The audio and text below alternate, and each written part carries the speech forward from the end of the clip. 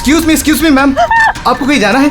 मैं आपके लिए दूसरी टैक्सी मंगवा देता हूँ, ये किसी और गेस्ट के लिए है। नहीं, मेरा जाना बहुत अर्जेंट है, अंदर किसी का खून हुआ। क्या खून? मैम सुनिए ma'am, excuse me ma'am, ma'am. Excuse me, तुमने मेरी वाइफ को देखा नहीं? सर एक मैडम अभी भी यहाँ आई थी, वो टैक्सी लेके अभी यहाँ से निकल गई है। कहाँ चली गई? मुझे नहीं पता, आई डोंट नो, पर कुछ अजीब सा बिहेव कर रही थी। क्या कह रही थी? सर वो बोल रही थी अंदर किसी का खून हो गया है। सर किसका खून हो गया सर? लिसन टू मी, ये रख, मेरी बात सुन, किसी का खून नहीं हुआ यहाँ पर, और तूने कुछ नहीं सुना, समझा?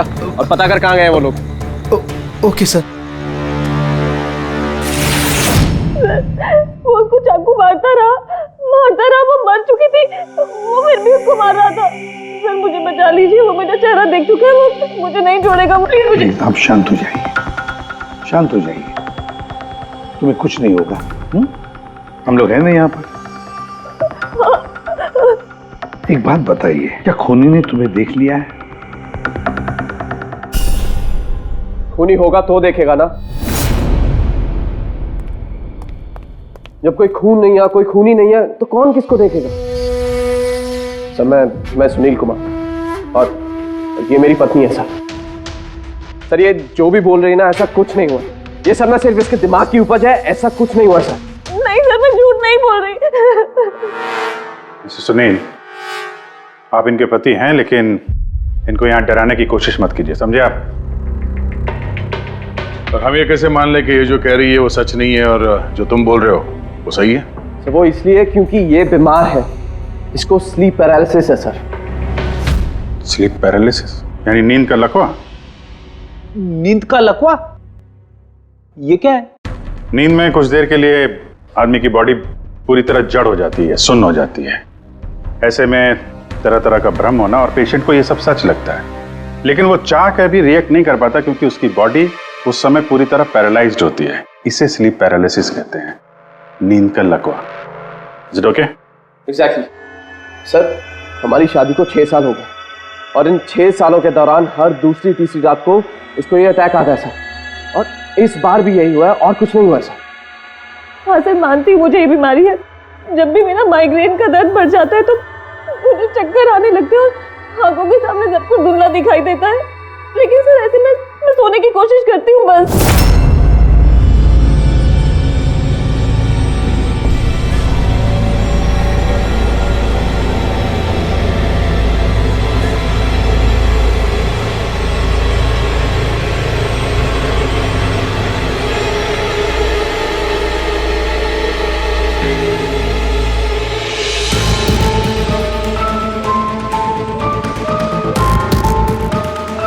बड़ी मुश्किल से जैसे तैसे नींद आती है, और 2-3 घंटों के बाद अचानक से मेरी आंख खुल जाती है, मगर शरीर बिल्कुल स्थिर हो जाता है।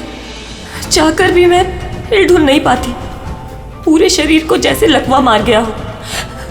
कुछ साफ नहीं दिखाई देता, और सीने पर एक भारीपन सा लगता है, मगर मैं चाहकर भी चीख नहीं पाती, आवाज ही नहीं निकलती मेरी। और फिर 15-20 मिनट के बाद अजीब अजीब सी चीजें दिखाई देती है। वो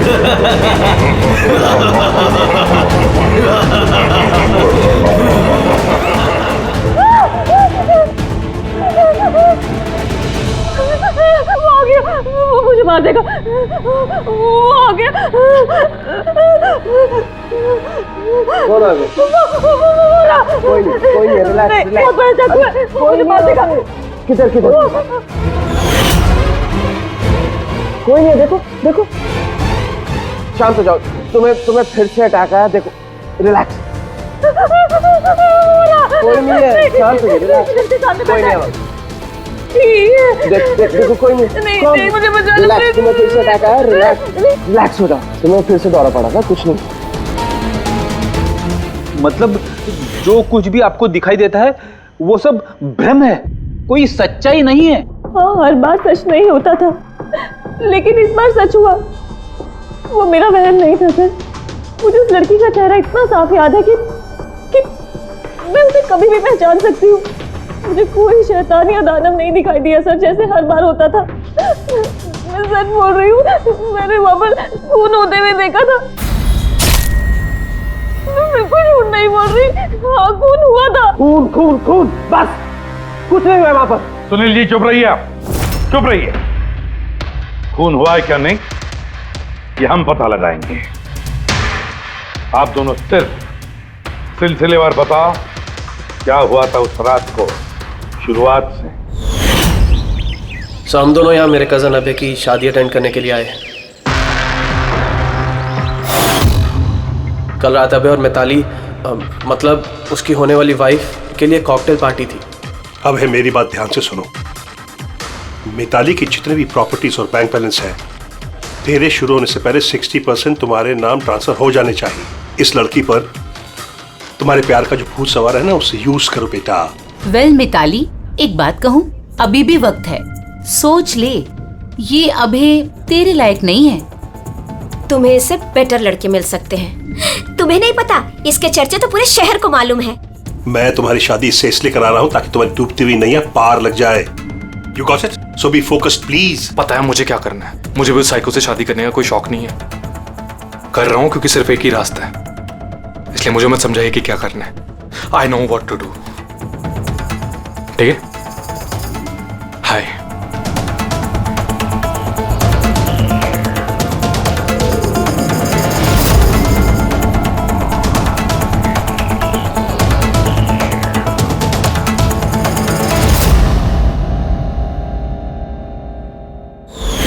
फिर पार्टी के शोरगुल में मेरा माइग्रेन का दर्द इतना बढ़ गया कि मुझसे वहां रुका ही नहीं गया। रायमा, क्या हुआ?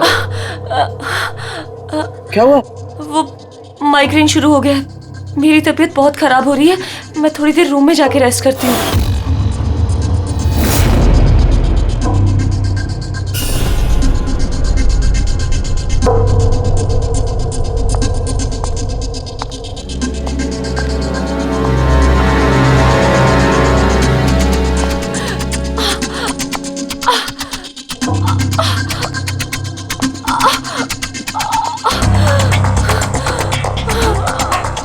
मैं अभी इतनी ज्यादा तकलीफ में थी कि मैंने नोटिस ही नहीं किया कि कमरा मेरा भी है या नहीं।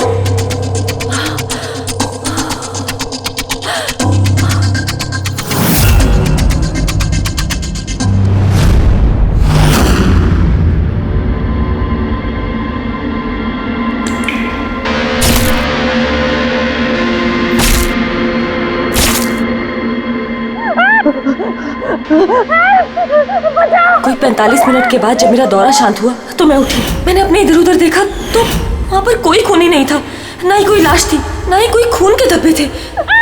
क्या हुआ? क्या हुआ? मेरी बात सुनो, तुम्हें फिर से अटैक है। देखो कोई नहीं, देखो। और तुम यहाँ पर क्या कर रही हो? ये हमारा कमरा थोड़ी ना है। अच्छा ये सब छोड़ो, तुम यहाँ पे बैठो। मेरी बात सुनो, तुम यहीं पर रुको, मैं तुम्हें पानी लेके आता हूँ। रिलैक्स। मैं भाग के वापस गया तो राइमा वहां से चली गई और वहां से ये आपके पास आ गया और मैं इसके पीछे यहाँ पर। लेकिन सर एक बात पक्की है, वहां पर कोई खून नहीं हुआ। ये सब इसके दिमाग की उपज है। सुनील जी, जिस तरह से रायमा ने हमें ये सब कुछ बताया ना, उससे नहीं लगता कि ये सब मन घड़न है। जरूर इसमें कोई ना कोई सच्चाई है। सर वो रूम उन रूम्स में था जो हमने शादी के लिए बुक किए और मैंने अपने गेस्ट लिस्ट में चेक कर लिया, ना तो कोई मिसिंग है ना ही किसी का मर्डर हुआ। सर आप इसकी बात को बिल्कुल मत सुनिए। बस उस शादी को आराम से हो जाने दीजिए, वरना जीत अंकल तो बर्बाद हो जाएंगे और इससे ज्यादा मैं तो सड़क पे आ जाऊंगा। सर शादी में कोई प्रॉब्लम नहीं होगी, हम पूछताछ तो करेंगे लेकिन अपनी तरीके से।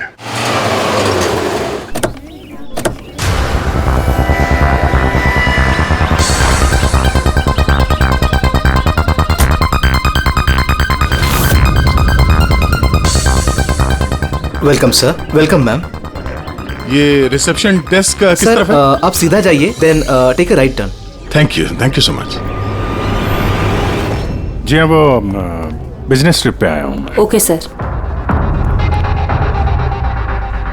यहाँ साइन कीजिए सर। बस थोड़ा रूम का व्यू अच्छा होना चाहिए। Sure sir, enjoy your day. Thank you. Welcome sir. Welcome ma'am. How can I help you? हाँ वो वो हम लोग अभय के वेडिंग के लिए आए थे, तो चेक इन करना था रूम में। ओके सर, आप अपनी डिटेल्स दे दीजिए, मैं आपको रूम की देती हूँ। Oh sure. बेबी तुमने इन्हें बताया नहीं? हाँ? हमें रूम 103 चाहिए। I am so sorry sweetheart, मैं तो भूल ही गया। मैम दरअसल हमें वो 103 नंबर वाला स्वीट रूम चाहिए। ठीक है, आपको हम 103 ही दे देते हैं। जैसा मैंने कहा था वैसा क्यों नहीं किया? लेकिन अब क्या करेंगे, कैसे छिपाएंगे? छुपाना तो पड़ेगा ही। आओ मैं तुम्हें बताता हूँ कैसे। आ जाओ।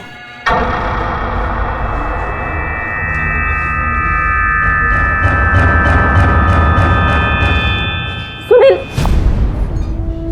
सब कुछ इसी के कारण हुआ। किसी को पता चल गया ना तो पता नहीं क्या होगा। कहाँ थे तुम? चलो मुझे कुछ बात करनी है, आओ।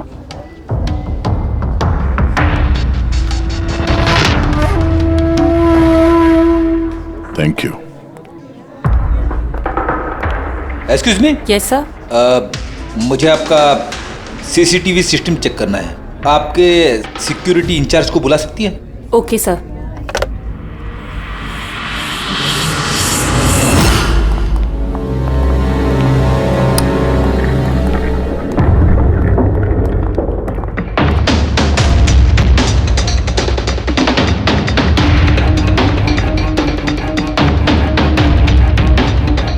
ठीक है, थैंक यू।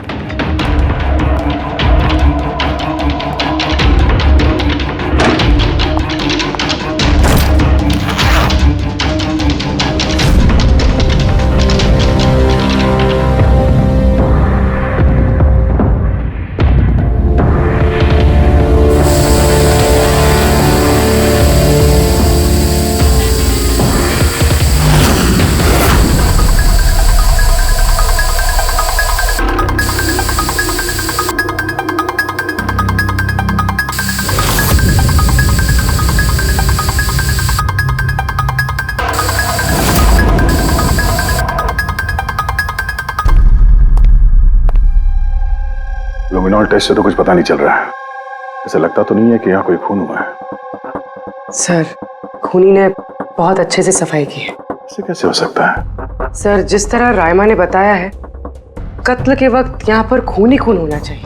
और कितनी भी अच्छे से सफाई की जाए, इस केमिकल से तो खून के धब्बे सामने आ ही जाते हैं। पर यहाँ तो कोई निशान है ही नहीं। कोई निशान नहीं है। सर या तो रायमा को सचमुच में भ्रम हुआ है, या फिर कातिल ने खून की एक भी बूंद कहीं पर गिरने नहीं दी है।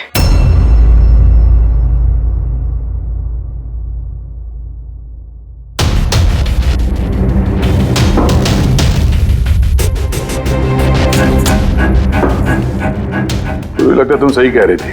कातिल ने खून की एक भी बूंद गिरने नहीं दी।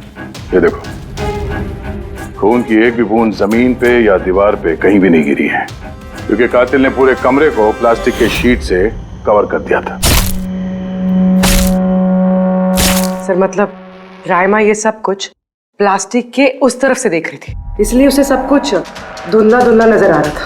हाँ, ये प्लास्टिक शीट्स जहाँ पे जुड़ते हैं शायद एक गैप रह गया होगा, और उसी गैप में से इस लड़की की शक्ल दिख गई होगी उसे।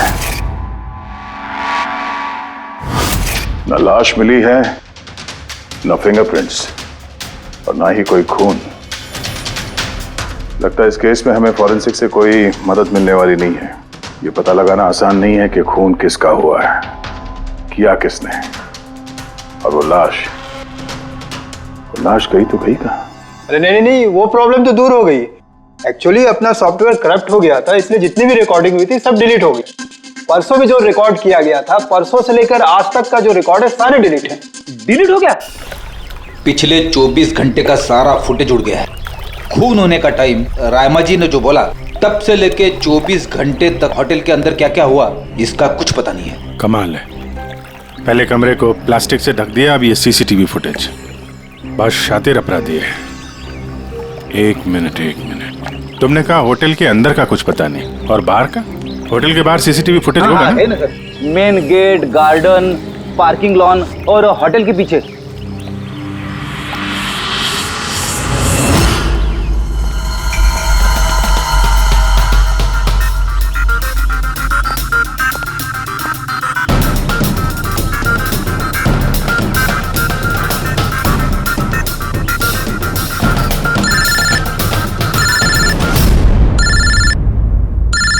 अदे क्या रायमा ने जो देखा वो उसका भ्रम नहीं बल्कि सच्चाई है? किसी का खून हुआ?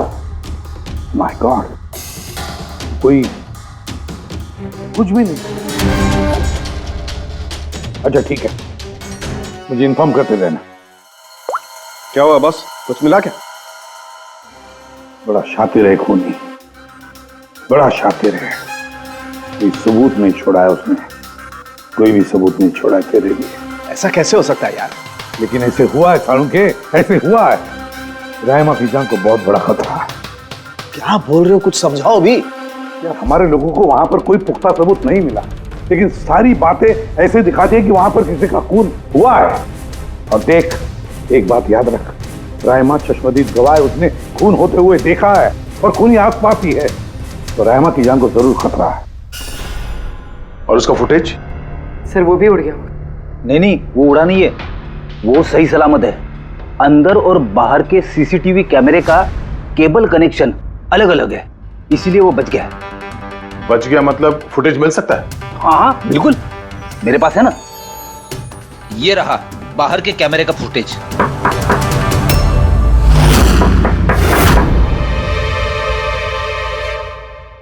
सर, अगर खूनी ने उस पर उस वक्त हमला किया है जब स्लीप पैरालिसिस का दौरा पड़ रहा है, फिर तो वो उंगली भी नहीं हिला पाई होगी। और अगर वो अपनी उंगली हिला पाई तो? कैसे डॉक्टर तारिका? पैरालिसिस तो पूरी बॉडी को हो जाती है। देखो, स्लीप पैरालिसिस को छोड़ दो, नॉर्मली भी जब हम सोते हैं, गहरी नींद में होते हैं, हमें सपने आते हैं, उस वक्त भी हमारी मांसपेशियां सेमी पैरालिटिक स्टेट यानी शिथिलता की अवस्था में होती है। ये सबके साथ होता है। लेकिन बॉस, ऐसे में भी हमारे पेट की, छाती की और गले की मांसपेशियां सबसे ज्यादा शिथिल होती हैं। स्लीप पैरालिसिस में भी ऐसा ही होता है। और ऐसे में जिस व्यक्ति को स्लीप पैरालिसिस की बीमारी है, अगर वो अपने हाथों की उंगलियों पर कंसंट्रेट करे, इन उंगलियों पर ध्यान केंद्रित करे और इन्हें हिलाने की कोशिश करे, मुट्ठी को बंद करे और खोले, तो ये पैरालिसिस स्लीप को भी तोड़ा जा सकता है। यार मान ले सालुंके कि रायमा ने अपनी स्लीप पैरालिसिस तोड़ दी, लेकिन वो तोड़ने में उसे जितना भी वक्त लग रहा, उतने वक्त में अगर उस पर हमला हो गया तो ऐसी कोई चीज चाहिए सालुंके, ऐसी कोई बात जिससे वो दूसरों को बता सके कि उस पर हमला हो रहा है, वो कह सके कि मुझे बचाओ, मुझे बचाओ। है, ऐसी चीज भी है। एक रुक तारिका। बॉस, ये है अलार्म। रायमा जब अपनी उंगलियों की प्रैक्टिस कर रही होगी अपनी स्लीप पैरालिसिस को तोड़ने के लिए, और जब वो इसको तोड़ लेगी अपने निश्चित समय से भी पहले, तो उसे करना सिर्फ ये है कि इस अलार्म को दबाना है, और ये अलार्म बजने लगेगा। और ये अलार्म दया, पूर्वी और अभिजीत तीनों के मोबाइल फोन से कनेक्टेड है, पता चल जाएगा। और वो लोग उसके पास पहुंच जाएंगे और खूनी को पकड़ लेंगे। सर की अलार्म से खतरा टल सकता है, पर खत्म नहीं होता। खतरा तो तब खत्म होगा जब हम खूनी तक पहले पहुंचेंगे। हम खूनी तक पहले पहुंचेंगे। अब ये अभय का रूम नहीं है? अभय? कौन, वो जिसकी शादी होने वाली है? यस ऑफ कोर्स, उसकी शादी मुझसे होने वाली है। ओहो, और आपको आपके फियांसे का कमरा नहीं पता है? वैसे ये मेरा कमरा है और रिसोर्ट के सारे कमरे शादी वालों ने बुक नहीं किए हैं, और भी लोग रहते हैं यहाँ पे। कॉन्ग्रेचुलेशन। हेलो, कहाँ हो तुम? और ये तो मुझे अभी बता रहे हो? सीरियसली? लोग जो भी करना है जल्दी करो, मेरे पास ज्यादा वक्त नहीं है। और हाँ, मुझे शादी में ना किसी भी तरह की कोई प्रॉब्लम नहीं चाहिए, ठीक है?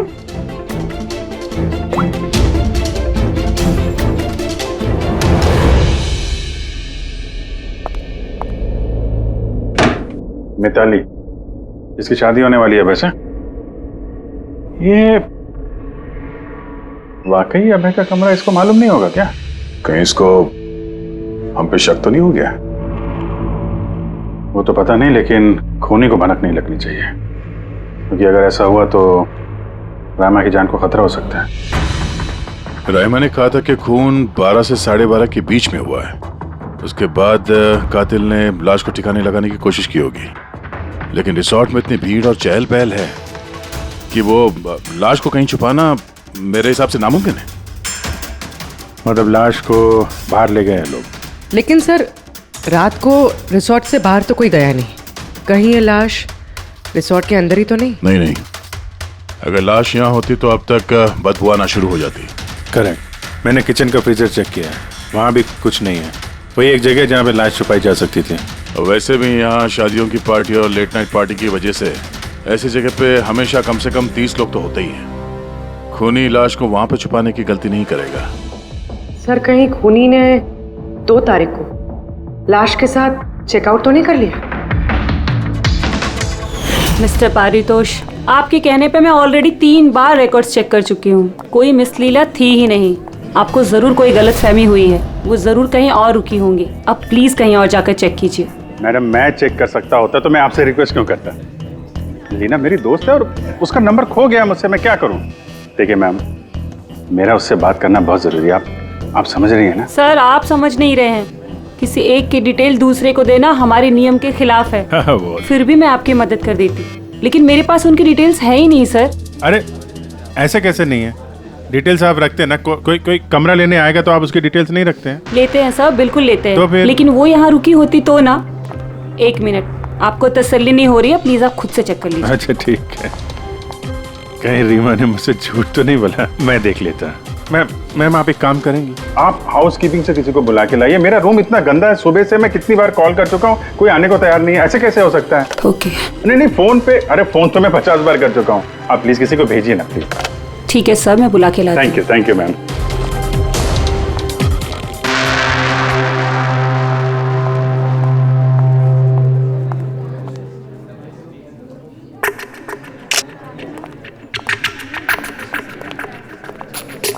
आज जितने लोगों ने चेकआउट किया है उनमें से 4 लोग ऐसे हैं जो आए थे तो शादी अटेंड करने, लेकिन बिना शादी अटेंड किए ही चले गए। शादी बिना अटेंड किए ही चले गए? बड़ी अजीब बात है। ये मिस्टर वलेना, मिस्टर दक्ष, मिसेस मोटवानी और मिस सूजी। सर, मैं इन चारों के बारे में सब कुछ पता करती हूँ। अपूर्वी, रायमा को होटल के बाहर का सीसीटीवी फुटेज दिखाना, मेन गेट का, जहाँ से लोग आते जाते हैं। उसने कहा था ना हमसे कि वो उस लड़की को पहचान लेगी। सर,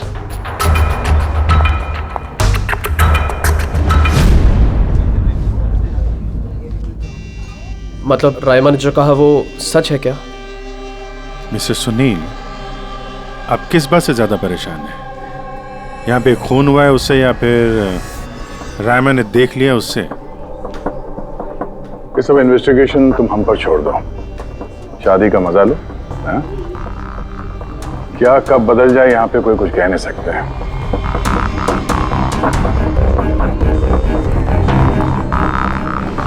चल भाई चल, अगले फंक्शन के लिए कपड़े रेडी करना है, तेरी हेल्प चाहिए। वैसे लोग कौन थे? तेरे गेस्ट हैं? हाँ, मेरे गेस्ट ही हैं। चल चल चल।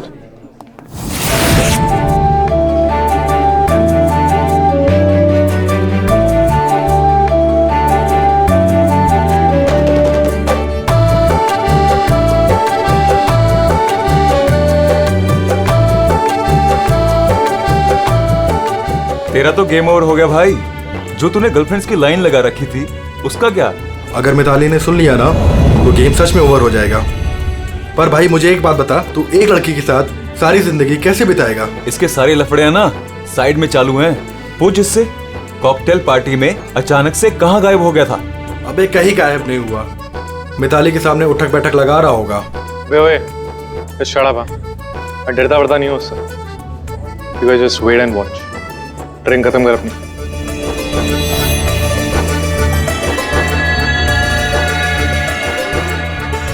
इसका मतलब कत्ल वाली रात अबे पार्टी में नहीं था।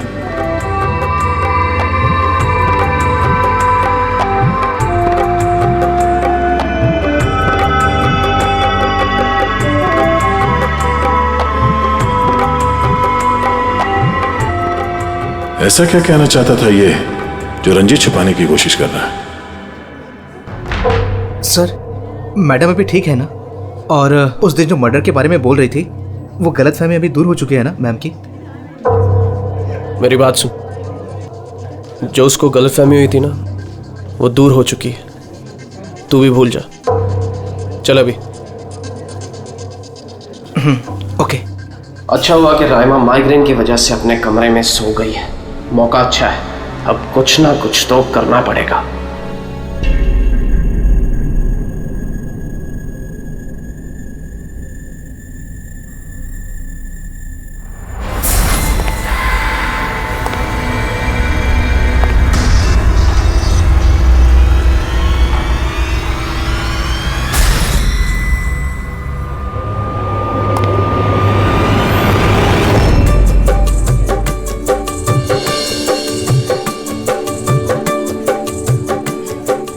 अरे वाह, कितनी अच्छी मेहंदी लगाई है तुमने, दिखाओ।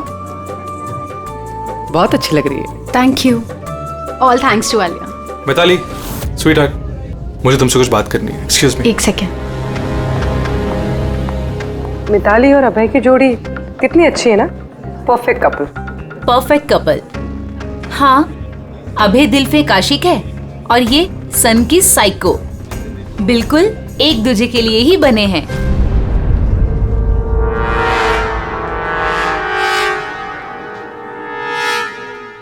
मिताली को अभय के बारे में ये पता है? पागल है वो अभय के लिए। उसको पाने के लिए वो किसी भी हद तक जा सकती है। अगर जरूरत पड़े तो किसी को मार भी सकती है।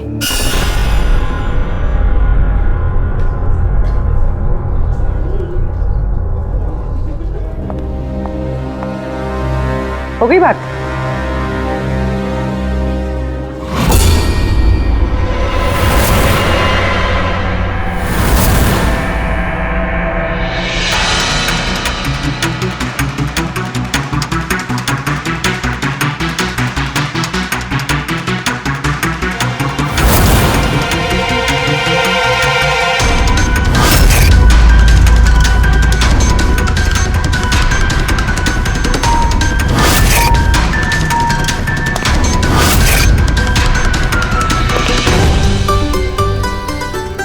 अरे खाली हो गया क्या? अरे नहीं साहब, रिफिल ही करने जा रहा था। अरे यार ये दूल्हा जो है ये तो बड़ा बहक रहा है।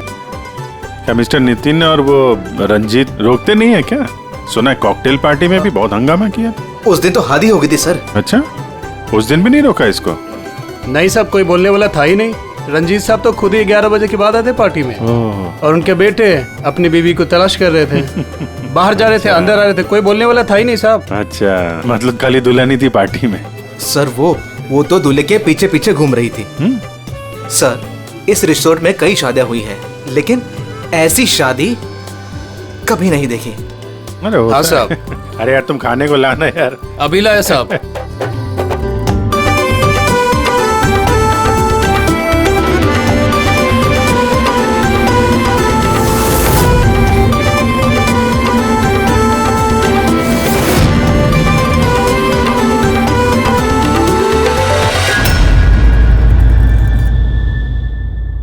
रहमा ये देखो, ये तुम्हारी मदद के लिए अलार्म है।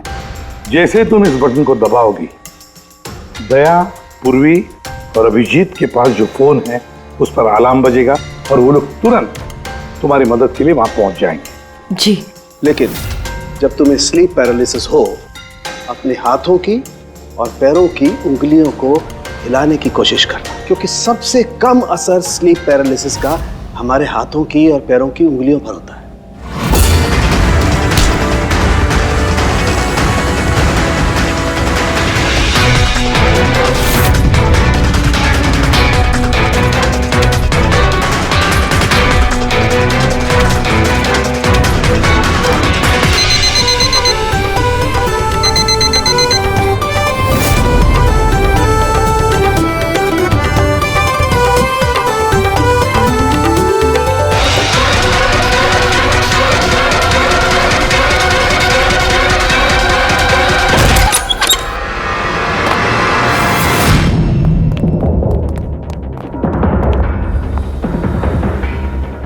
राइमा, राइमा, सर बेहोश है। राइमा, राइमा, राइमा होश में आओ।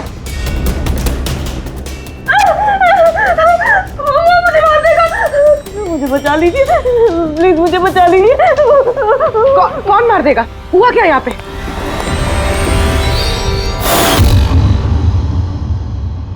क्यों मिस्टर सुनील, क्या कहना है आप? अब तुम्हें इसकी बात पे विश्वास हो रहा है या अभी तुम्हें अपनी ताऊ जी की रेपुटेशन की फिक्र है? अब मैं क्या ही बोलूं सर, तसल्ली है कि ये जिंदा है। अच्छा, वैसे आप यहाँ आए कैसे? पार्टी तो नीचे चल रही थी, हाँ? और यहाँ पे क्या हुआ किसी ने नहीं सुना, तो फिर आप हमारे साथ साथ यहाँ कैसे आ गए? आप मुझ पे शक कर रहे हैं?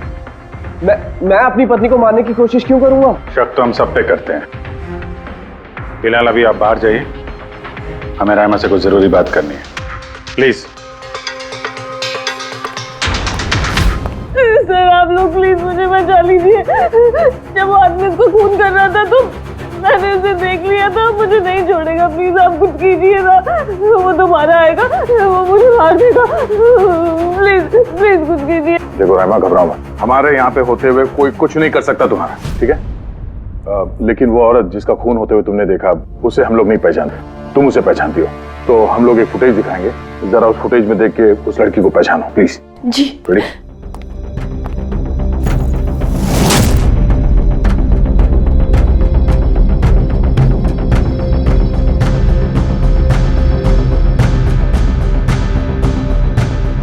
सर यही लड़की थी, वो इसी का खून हुआ था, पक्का ये वही लड़की थी।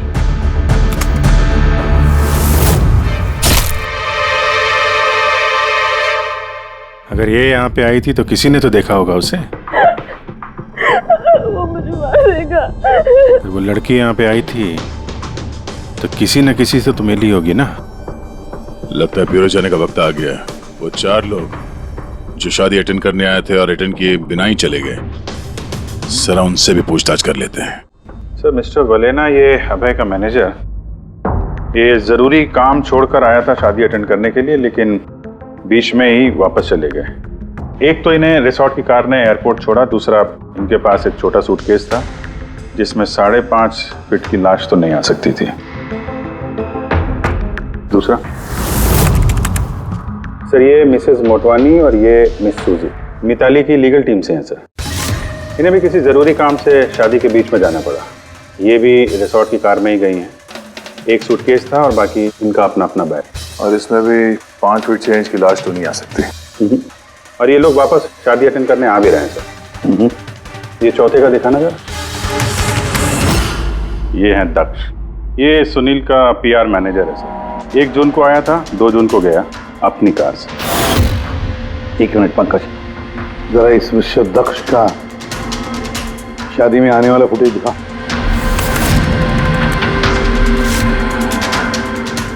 ओके, और अब इसके जाने का वीडियो दिखा।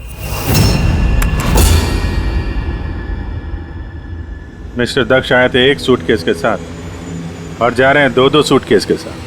शादी से रिटर्न गिफ्ट लेके जा रहे हैं सर।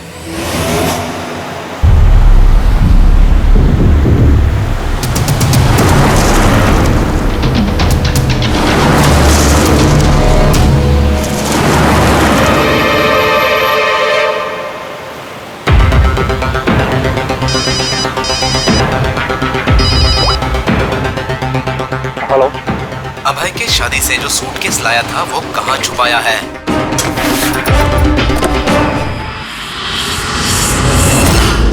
कौन बोल रहा है? और क्या बोल रहे हो तुम? कौन से सूटकेस?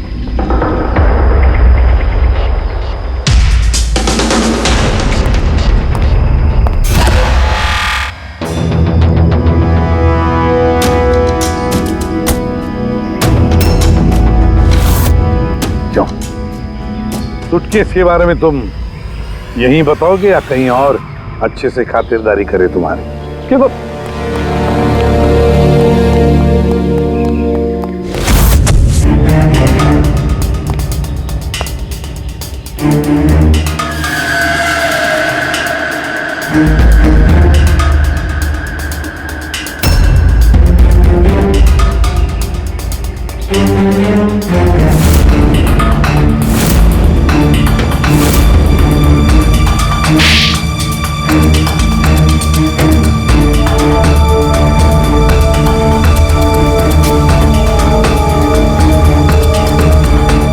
याद है? मेरे पास और कोई रास्ता नहीं था। मेरा घर और कंपनी दोनों उनके पास गिर गई। अगर मैं मना कर देता तो मैं बर्बाद हो जाता। खुद को बर्बादी से बचाने के लिए एक लड़की का खून कर दिया तुमने, हाँ? अब ये बताओ लड़की थी कौन? करिश्मा, अभय की गर्लफ्रेंड।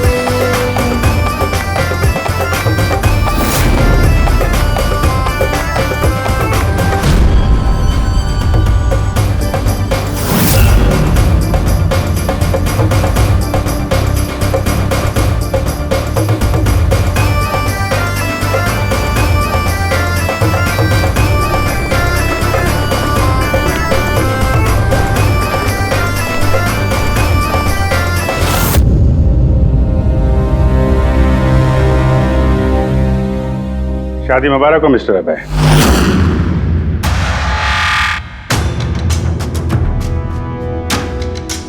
आपके लिए कुछ तोहफे लेकर आए हैं, ऐसे तोहफे जिनके बगैर ये शादी पूरी हो ही नहीं सकती। आपकी दोस्त करिश्मा ने आपके लिए कुछ तोहफे भेजे हैं।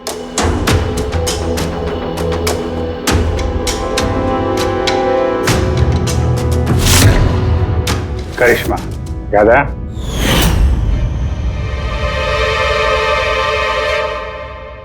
तोहफे देखना चाहेंगे? देखना नहीं चाहेंगे आप? हाँ, देखें। अभी दिखाता है। सर नहीं नहीं नहीं, मैं रुकिए प्लीज।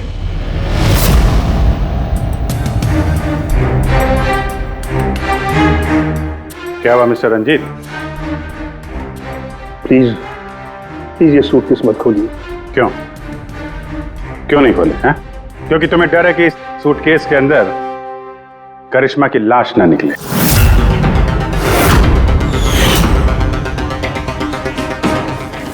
वही करिश्मा जिसे तुमने और दक्ष ने मिलकर मारा, फिर ऐसे ही सूटकेस में भर के उसके लाश के टुकड़े टुकड़े किए और बाहर ठिकाने लगा दिए।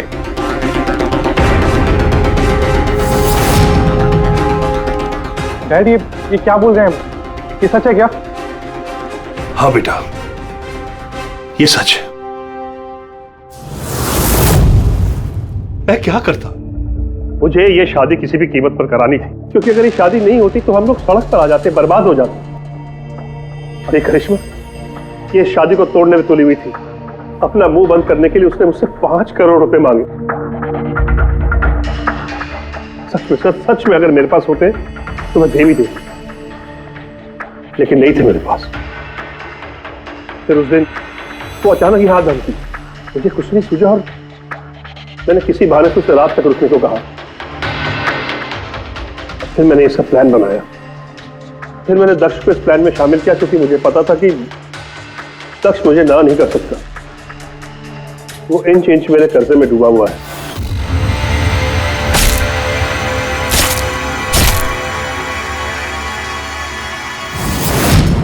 सब कुछ ठीक चल रहा था, सब कुछ हो गया था। तो पता नहीं अचानक ये कहां से आ गई। इसने आकर अचानक सब कुछ देख लिया। मैंने तो इसे भी मारने की कोशिश की थी, लेकिन आप लोगों की टीम ने इसे बचा लिया। एक गुनाह को छुपाने के लिए एक और गुनाह, और इस सब की जड़ है तुम्हारा ये दिल फेंक बेटा। सही समय पर रोक लिया होता तो ये नौबत नहीं आती, और तुम्हारे शादी का असली तोहफा तो तुम्हें अब मिलेगा। एक हत्या और एक हत्या करने की कोशिश के जुर्म में तुम दोनों बाप बेटे जेल जाओगे।